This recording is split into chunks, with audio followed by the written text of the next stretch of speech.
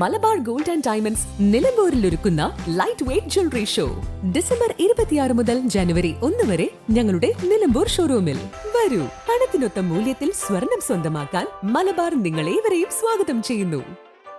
ചോക്കാട് മഞ്ഞപ്പെട്ടി വാർഡിലെ അംഗനവാടിക്ക് സമീപം പാറക്കൽ മുണ്ടയിലെ പുലിയോടൻ കോരന്റെ വീട്ടിലേക്ക് വഴി തെളിയിച്ചു. CPM പ്രവർത്തകർ കോൺക്രീറ്റ് ചെയ്താണ് വഴി നിർമ്മിച്ചത്. തെരഞ്ഞെടുപ്പ് സമയത്ത് കോരന്റെ കുടുംബത്തിന്റെ ആവശ്യമായിരുന്നു വഴി ലഭ്യമാക്കുക എന്നത്.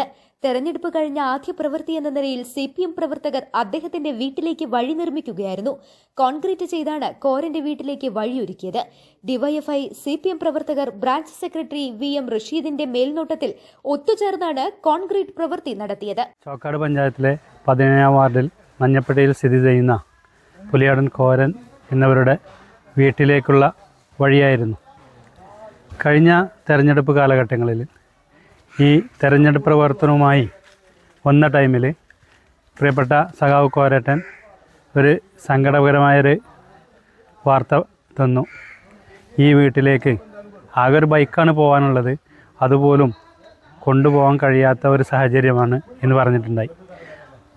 ആ വാർത്ത കേട്ടതോടുകൂടി അന്നത്തെ പ്രിയപ്പെട്ട സഹാക്കളെല്ലാവരും കൂടി പറഞ്ഞു, എന്തായാലും തെരഞ്ഞെടുപ്പ് കഴിയട്ടെ, ഇപ്പോൾ നമ്മൾ തെരഞ്ഞെടുപ്പിൻ്റെ പിന്നിലാണ്, നമ്മൾ വിജയിച്ചാലും വിജയിച്ചിട്ടില്ലെങ്കിൽ പോലും നമ്മൾ ഈ കർത്തവ്യം ഈ വഴിയിലേക്ക് പോകുന്ന കോൺക്രീറ്റ് ചെയ്തു കൊടുക്കുക എന്നുള്ള പാർട്ടിയുടെ ഒരു വാഗ്ദാനമായിരുന്നു.